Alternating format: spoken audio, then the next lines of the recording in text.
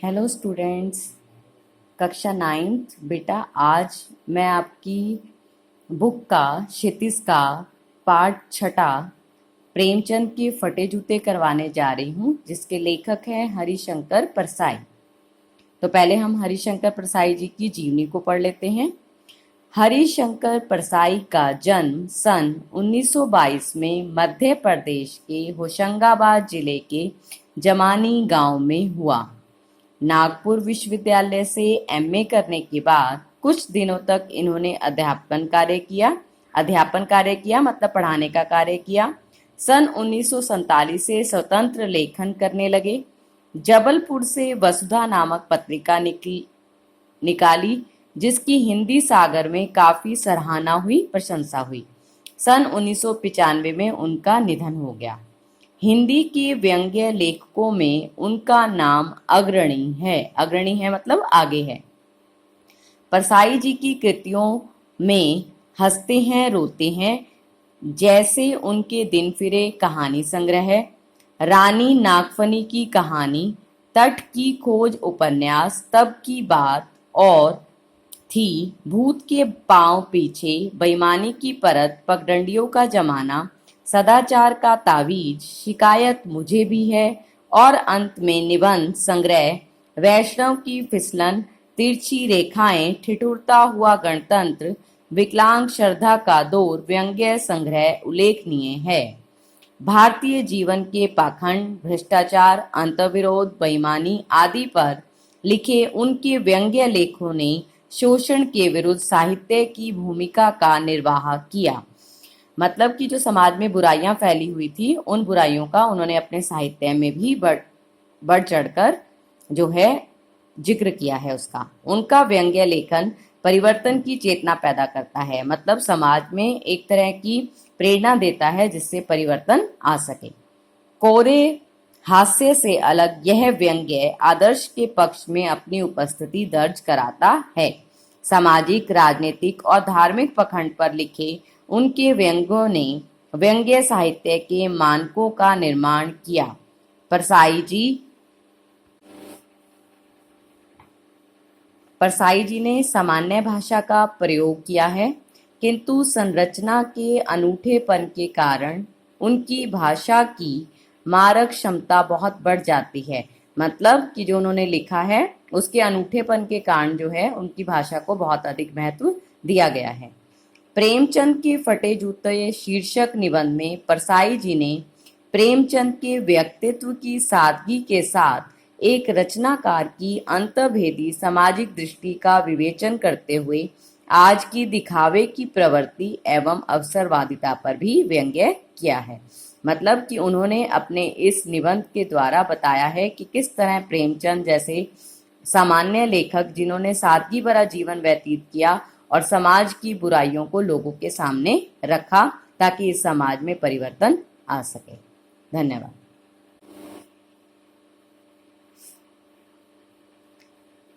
प्रेमचंद के फटे जूते। प्रेमचंद का एक चित्र मेरे सामने है।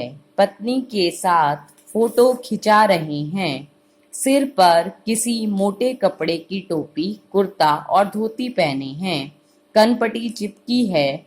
गालों की हड्डियां उभर आई हैं, पर घनी मूछें चेहरों को हरा भरा बतलाती हैं। यहाँ पर हरिशंकर परसाई जी ने प्रेमचंद के व्यक्तित्व के बारे में बताया है कि किस तरह फोटो खिंचवाते हुए वे किसी भी तरह का दिखावे पर विश्वास नहीं कर रहे हैं, बल्कि सादगी के साथ अपनी पत्नी के साथ फोटो खिंचवा रहे हैं। और वो किस तरह से दिखाई देते हैं वो भी यहाँ पे बताया गया है कि उनके सिर पर मोटे कपड़े की टोपी है, कुर्ता और धोती पहना हुआ है, कनपटी मतलब कानों के पास का जो हिस्सा है वो उनका चिपका हुआ है, हड्डियां निकली हुई हैं और घनी मूछें हैं।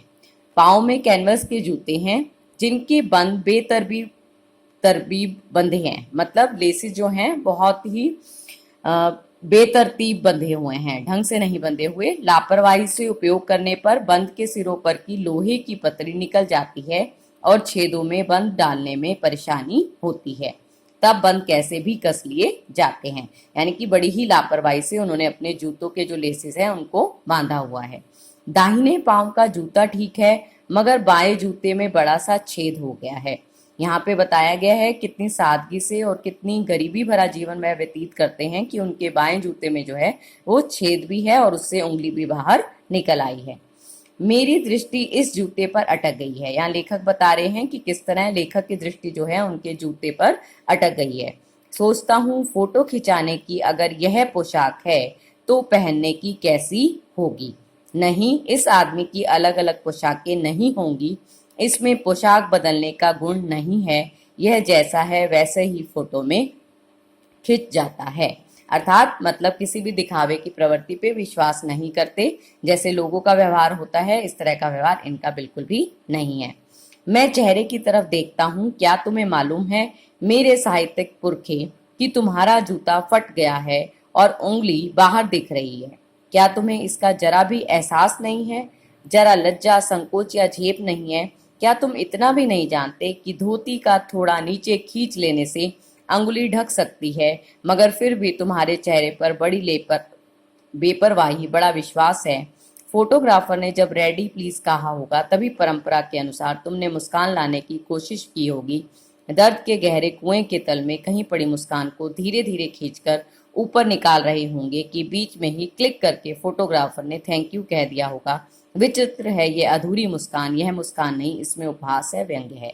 अर्थात समाज में इतनी जो बुराइयां फैली हुई हैं उन बुराइयों से हटकर तुम समाज में अपनी हंसी को दिखा रहे हो और एक तरह से कहा जाए तो समाज की बुराइयों पर हंस रहे हो, लेकिन अपनी गरीबी को ढकते नहीं हो, उसको प्रत्यक्ष रूप से सबके सामने ला रहे हो। तुम्हें किसी तरह का संकोच नहीं हो रहा है अपनी गरीबी को दूसरों के सामने जाहिर करने में।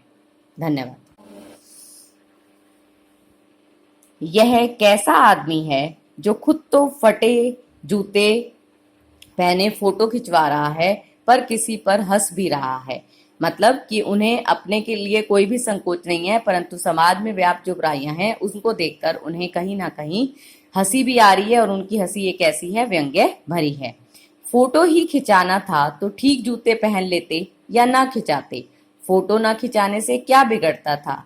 शायद पत्नी का आग्रह रहा हो और तुम अच्छा चल भाई कहकर बैठ गए होगी। अगर यह कितनी बड़ी ट्रेजेडी है, ट्रेजेडी मतलब दुर्घटना है, कि आदमी के पास फोटो खिंचाने को भी जूता ना हो। मैं तुम्हारी यह फोटो देखते देखते तुम्हारे कलेश को अपने भीतर महसूस करके जैसे रो पड़ना चाहता हूँ, मगर तुम्हारी आंखों का यह तीखा दर्द भरा व्यंग्य मुझे एकदम रोक देता है। यहाँ लेखक कहना चाह रहे हैं कि जिस तरह से प्रेमचंद दिखाई दे रहे हैं तो कहीं ना कहीं मेरा दिल कर रहा है कि उनकी ऐसी स्थिति को देखकर मैं रो पड़ूं, लेकिन तुम्हारी आंखों का यह तीखा दर्द भरा व्यंग्य देखकर। लेकिन जब तुम भी समाज की व्याप्त बुराइयों के लिए हंस रहे हो तो इस तरह के व्यंग्य को तुम्हारे चेहरे पर देखकर मेरी जो रोना है उसको मैं जो है नियंत्रण में कर लेता हूँ।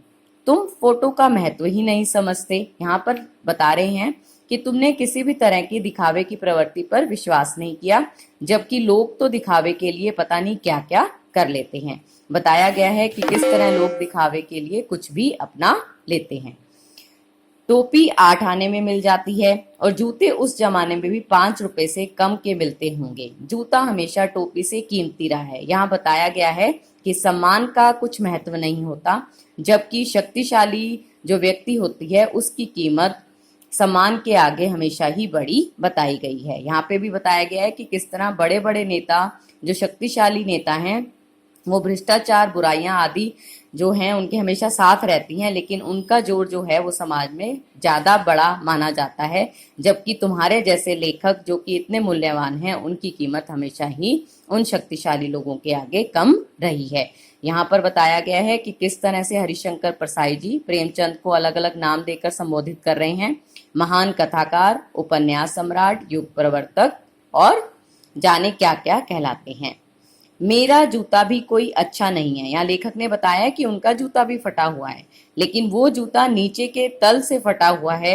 एक तरह से कह सकते हैं कि लेखक का जूता जो है वो ऊपर की तरफ से बिल्कुल सुरक्षित है, जबकि नीचे की तरफ से फटा हुआ है। अंगुली नहीं निकलती पर अंगूठे के नीचे तला फट गया है। अंगूठा जमीन से खिसता है और पैनी मिट्टी पर कभी रगड़ खाकर लहूलुहान भी हो जाता है। पूरा तला गिर जाएगा, पूरा पंजा छिल जाएगा। मगर अंगुली बाहर नहीं दिखेगी। तुम्हारी अंगुली दिखती है पर पांव सुरक्षित है। मेरी अंगुली ढकी है पर पंजा नीचे घिस रहा है। तुम पर्दे के महत्व को ही नहीं जानते और हम पर्दे पर कुर्बान हो रहे हैं। यहाँ हरिशंकर प्रसाई जी कहते हैं कि तुम किसी तरह के दिखावे पर विश्वास नहीं करते, जबकि हम दिखावे के कारण ही अपनी जिंदगी को जी रहे हैं और यही हमारे समाज की भी हालत है।